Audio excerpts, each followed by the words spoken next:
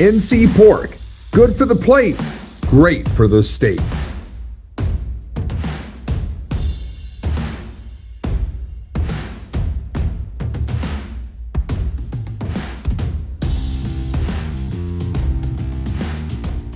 This week, our national spotlight includes one more intriguing game involving an Atlantic Coast Conference contender, one matchup from the mighty Southeastern Conference, and one famous rivalry that has been played for almost every year for nearly a century. DG will start in the Commonwealth of Virginia, where the 12th ranked Hoos are back at home, 8-1 overall, taking on 5-3 Wake Forest. This is a 7 o'clock Saturday night game on ESPN. No surprise, Virginia a favorite. They're 6-point favorites in Charlottesville. Chris, a little later in this segment, I am going to ask a question. It will be rhetorical, so it's in your best interest not to answer my rhetorical question. It'll become very obvious in a few minutes what I mean. This rivalry, Wake, Virginia, has taken some wild pendulum swings just in my time covering it. And whereas both teams have a lot to play for in this matchup, Virginia actually has a chance to make history. The Cavaliers have been playing football since the late 1800s, meaning for more than 130 years, and they have never won 8 games in a row within a single season. Since they are carrying a 7-game winning streak into this contest against Wake, there is a chance history will be made Saturday night in Charlottesville. Regarding the pendulum swings I mentioned, from 1984 through 2007, UVA won 20 out of 21 matchups between these schools. However, Wake has now won 5 of the last 6 head-to-head in this rivalry, the only exception being the Wahoos' 31-30 nail-biter victory last year in Winston-Salem. Virginia is not a dominant team this season. There are many major team metrics that have the Cavaliers ranked outside the top 40 nationally. But they are 8-1, and they are ranked number 12 nationally because week after week, they just keep doing enough to win, usually in very close contests. In narrow victories over Florida State and Louisville, the UVA offense was outstanding. 6th-year senior quarterback Chandler Morris, a North Texas transfer with previous stops at Oklahoma and TCU, is a high-energy, dual-threat guy and an emotional leader, and he gets plenty of help from senior running back Jamari Taylor, the North Carolina Central transfer, and also transfer wide receivers Trell Harris, Jamal Edrin, and Cam Ross. Ross is also an extremely dangerous return man. Chandler Morris has taken a ton of big hits this season, and his performance has actually just come back to earth a little bit lately. So it will be up to Wake's typically outstanding defense this season to try to continue that trend. Meanwhile, over UVA's last 3 games, lower scoring wins over Washington State, UNC, and Cal, the Wahoos have won more with their defense, led by sensational junior linebacker Cam Robinson. The Demon Deacons will be trying to recover from that 42-7 slaughter they suffered at the hands of Florida State last week in Tallahassee, and they'll be trying to do so against by far the most talented team of head coach Tony Elliott's 4 seasons with the Wahoos in what is expected to be a much more supercharged environment than what we typically have seen in recent years at Scott Stadium in Charlottesville. All right, DG, to the Southeastern Conference now, where LSU has an interim head coach. The Tigers are 5-3, and they get a date with 4th-ranked Alabama. The Crimson Tide 7-1. They'll play Saturday night at 7:30 on ABC. Alabama, a 10-point favorite at home at Bryant-Denny Stadium. Yeah, let's start this one by revisiting a crazy fun fact about the Southeastern Conference, where they have been using that motto, "It just means more," as part of the football branding for almost a decade now, as we mentioned on last week's show. Just think of it this way. There are 16 teams in the SEC, and right now 9 of them, including number 4 Alabama in this game, are ranked in the national top 25. Whether you love or hate the SEC, 9 out of the 25 is a mighty impressive accomplishment. Meanwhile, among the 7 schools that are not in the national top 25 from the SEC, 4 have already fired their head coach during the ongoing season. Arkansas with Sam Pittman, Florida with Billy Napier, LSU with Brian Kelly, and most recently, Auburn with Hugh Freeze. The only 3 other guys near the bottom of the SEC standings, Shane Beamer at South Carolina, Mark Stoops at Kentucky, and Jeff Lebby at Mississippi State, have gotten absolutely ripped by their own fans on a regular basis this season, although at least for now, they still have their jobs.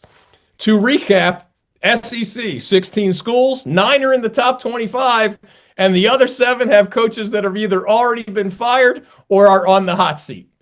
In the end, I think that ultimately means that in all the ways, good and bad, it probably does mean just a little bit more in the SEC, especially during football season. Now for my rhetorical question. Regarding the LSU Alabama game itself, rather than analyzing the game, I pose this.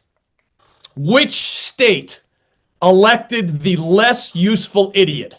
Louisiana with Governor Jeff Landry, the guy who ridiculously inserted himself into the LSU football coaching change recently, or Alabama with Senator Tommy Tuberville, the former football coach at Ole Miss and Auburn and Texas Tech and Cincinnati.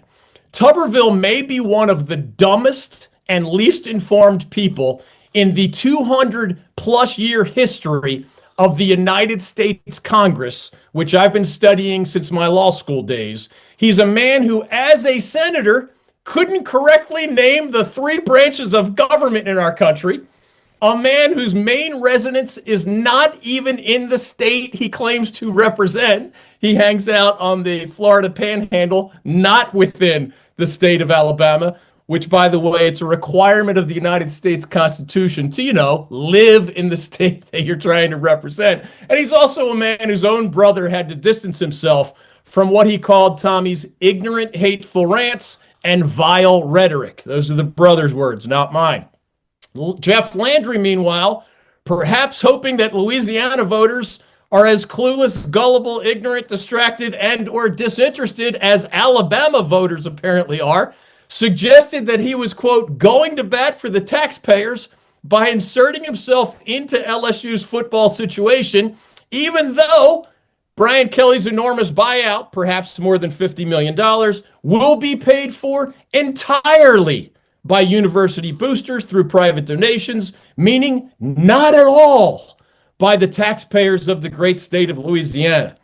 So many American politicians are now either just pathological liars or intentionally misleading performance artists that it's driving me crazy. Honestly, as a lawyer myself who works for a group called Lawyers Defending American Democracy, I have come to believe that a winning strategy in modern American politics is just essentially lie repeatedly and on purpose because there just aren't enough smart, unradicalized voters paying attention to it for it to cost you at the ballot box. And Alabama and Louisiana, the 2 states represented in this football game, are also 2 of the 5 or 6 worst states in America, according to countless metrics. They continue to be examples of why that strategy might just keep working while also keeping those incredibly dysfunctional states at the bottom of those 50 state rankings. Dear smart people, please pay attention and please vote, because otherwise you get these sorts of clowns and these sorts of clown shows. Thank you for coming to my TED Talk. Let's get on to game 3 now, DG. Where 7-1 Navy is on the road at number 10, Notre Dame. Notre Dame 6-2. This is Saturday night, NBC and Peacock. The Irish, a 24-point favorite at home. This is a game often played at a neutral site, though. A wise man just slid right by that rant. We are including this game in part for historical purposes, in part because it always is on national television, and in part because Navy is 7-1, and Notre Dame is ranked number 10 in the nation right now. And this year's Fighting Irish squad is still very much in the mix for making the college football playoff. If they do, that would be the 2nd year in a row for the Irish. The historical angle boils down to this. Believe it or not, 100 years ago, Navy and Notre Dame were 2 of the best programs in the entire nation. Not kidding.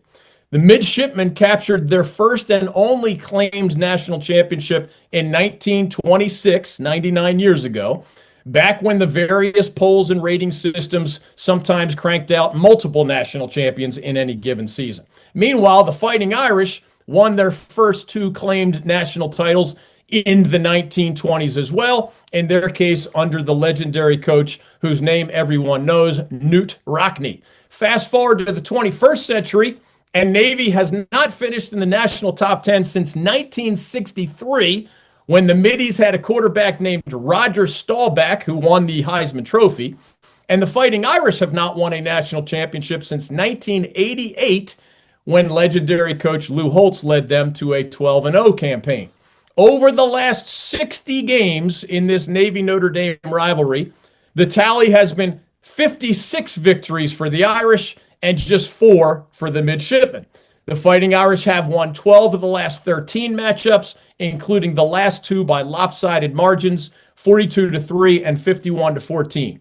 The Middies have been improving under third-year head coach Brian Newberry, formerly the team's defensive coordinator, going from 5-7 in 2023 to 10-3 last season to that 7-1 start that Chris mentioned this year. Navy wins mainly when teams have trouble with its triple option offense, which for the second year in a row has quarterback Blake Horvath, now a senior, at the controls. Meanwhile, under fourth-year head coach Marcus Freeman, Notre Dame has just gotten better and better since opening the season, remember, with back-to-back losses at Miami, then against Texas A&M. Led by redshirt freshman quarterback A.J. Carr and a much-improved defense, the Irish have posted 6 straight victories now, all by double digits, including against Boise State, NC State, and nationally ranked Southern Cal. If Notre Dame can win out against a very manageable remaining schedule, Navy, then at Pitt, then Syracuse, then at Stanford, the Irish would be 10-2 and at least a candidate for this year's 12-team college football playoff. It will be interesting to see if Notre Dame goes for some style points down the stretch with their margins of victory, because as impressive as a 10-game winning streak would be, the Irish's only top-level victory this season may be that one over USC, so even a pretty 10-2 record might put you right on the margins. This has been Bold North State Football Daily, an exclusive presentation of the North Carolina Sports Network. Make sure you follow us on social media at the NC Sports Net, and check out our website that is wall-to-wall coverage of North Carolina sports at ncsportsnetwork.com. Our foundational partner is the North Carolina Pork Council, raising the bacon, raising the bar. Telling the stories of the bold North State, this is the North Carolina Sports Network.